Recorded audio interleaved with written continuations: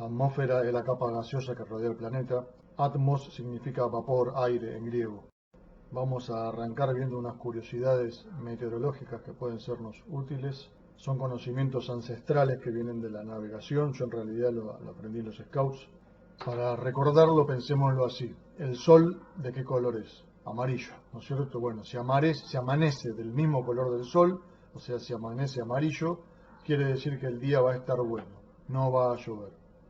Y lo mismo, pero al revés, si anochece rojo, quiere decir que al día siguiente va a estar bueno. Caso contrario, si amanece rojo, es muy probable que llueva ese día, y si anochece amarillo, es bastante factible que al día siguiente llueva. Esto se cumple casi siempre, lo tengo bastante verificado. Otro antiguo conocimiento de navegación importante que también aprendí en los Scouts. Cuando comienza una tormenta, si primero viene viento y luego se agrega la lluvia, quiere decir que la tormenta es una tormenta suave. En cambio, si empieza lloviendo sin viento y luego empieza a soplar el viento, a agregarse el viento, agárrense porque esa tormenta va a ser muy fuerte. Si baja rápido la presión atmosférica es un indicador de que lloverá pronto. Si estamos en medio del campo y nos damos cuenta que se callaron todos los animales porque se refugiaron, también es un indicador de que va a llover. Y algunos saberes populares de nuestros pagos nomás. Tenemos cielo aborregado, a los 3 días mojado, viento del este, lluvia como peste, viento norte que dura, tormenta segura. Este otro es menos conocido, si el Ñandú empieza a andar en espiral, quiere decir que va a llover pronto. Y hay muchos otros, ¿no? Bueno, dejo un espacio de opinión abajo de este video para que comentemos otros saberes populares y hagamos una gran colección de estos datos. Después la idea es o aprenderse todas estas cosas de memoria o ir a estudiar 6 años de meteorología a la facultad, ¿no? No, pobres meteorólogos. Como bibliografía de consulta, por si necesitasen profundizar algún tema, otra vez no es para que se compren estos libros ni para que los lean, sino por si necesitan usar algo. Tenemos primero el Masters, que en realidad el Masters es el libro que tenemos ubicado como la bibliografía de la materia, ahí hay muchos de los temas, y los otros que figuran en pantalla. El Wallace es muy bueno. ¿Cuánto mide la atmósfera?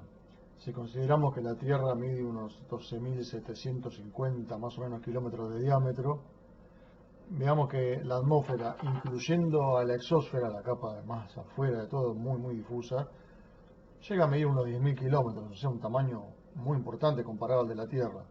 Ahora bien, concentrándonos en la atmósfera que tiene realmente una cantidad importante de sustancia, el 99% del aire está contenido en los primeros 30 kilómetros más bajos de la atmósfera. Y a unos 500 kilómetros finaliza la termósfera y comienza lo que denominamos exósfera. Estas capas están definidas así por el perfil térmico atmosférico.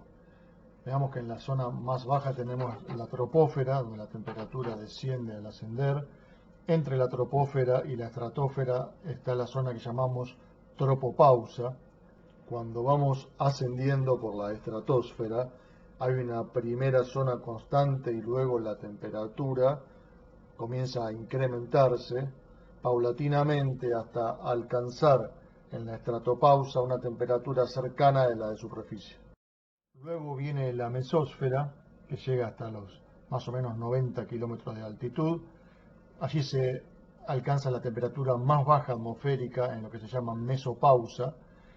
Luego una zona ya con muy poco contenido gaseoso, que es la termósfera, donde las temperaturas aumentan hasta el orden de los 1000 grados centígrados y bueno, luego se sigue difuminando los pocos gases que hay por la exósfera. Hay un nombre de una capa de la atmósfera que también es conocido y nos está faltando, la ionosfera, ¿no es cierto? ¿Por qué nos falta? Porque la ionosfera no está definida por el perfil térmico, sino que la ionosfera es una capa de la atmósfera ionizada que se forma por efecto de la radiación solar y de la radiación cósmica. La ionosfera coexiste en altura con la parte baja de la exósfera, toda la termósfera y casi toda la mesósfera. Como la ionosfera depende mucho de la radiación solar, el nivel bajo difuso, nivel D de la ionosfera, está presente de día y se va difuminando de noche. Por este motivo, la ionosfera tiene un mayor espesor de día que de noche. Y dado que las estaciones de radio AM utilizan la ionosfera para hacer rebotar las ondas transmitidas, ocurre que las estaciones deben transmitir con diferente potencia de día y de noche. De día deben usar más potencia porque ese nivel difuso inferior absorbe una cantidad de la radiación y de noche la disminuye. Si consideramos los primeros 80 kilómetros, o sea, que serían las tres primeras capas más o menos de la atmósfera cercanas a la superficie, veremos que hay un conjunto de gases que se mantienen prácticamente constantes en concentración, mientras que otros son bastante variables. Los constantes, como sabemos, están encabezados por el nitrógeno y el oxígeno, y veamos que hay un tercer gas con una concentración importante, muchas veces no considerado, cerca de un 1% de concentración, que es el argón, además de otros en menores concentraciones. Por el lado de los gases variables tenemos el agua, el dióxido de carbono, el nitroso, el metano, el ozono. Pensemos que la capa de ozono o ozonosfera está en cierta altura de la estratosfera, es una de las capas de la estratosfera. Después tenemos material particulado, clorofluorocarbonos, etc. ¿Cómo saber visualmente hasta dónde llega la troposfera, o sea, la capa donde vivimos nosotros, que tiene desde unos 8 kilómetros más o menos en el polo hasta unos 18 kilómetros más o menos en el Ecuador? En promedio andará entre 10 y 15 kilómetros. Bueno, con estas nubes extendidas en toda la altura de la troposférica, que son los cumulonimbus, cuando estas nubes se ve con una forma de yunque arriba, ahí es donde está la tropopausa, ¿sí?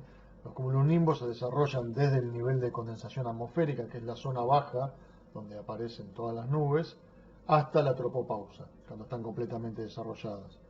Estas nubes tienen granizo adentro que está dando vueltas. El granizo, bueno, puede llegar como granizo, como gotas de agua, según sean las condiciones atmosféricas, la altura del NSA, en la condición atmosférica, etc. Les dejo otro espacio debajo de este video para aquellos que les interesen las nubes, o sea, no es obligatorio, para que charlen sobre los tipos de nubes, cúmulos, estratos, en las alturas en las que se forman, nimbo, alto, cirro, los tipos de lluvias que dan, qué se puede pronosticar a partir de las mismas, etc. Aquí tenemos un gráfico de la troposfera. Normalmente cuando subimos se va enfriando, seguramente lo sabemos de haber subido a alguna montaña o algo así.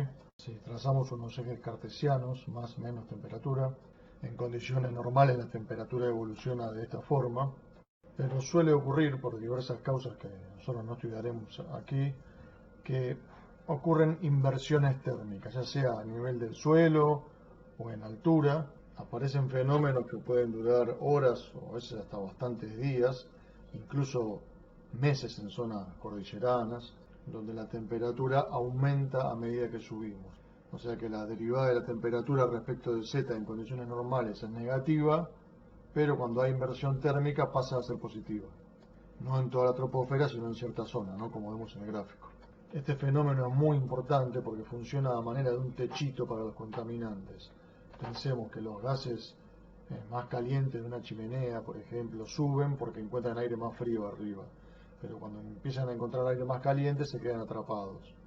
Entonces, las inversiones térmicas bajas, hacen que la zona donde estamos nosotros, la troposfera baja, si hay contaminación, conserve esa contaminación y nos respiremos todo ese aire viciado. Estos fenómenos y otros que se llaman estabilidad atmosférica, que no vamos a ver, son los que provocan, por ejemplo, que cuando se queman pastizales la ciudad de Buenos Aires se llene de humo y otros tantos casos.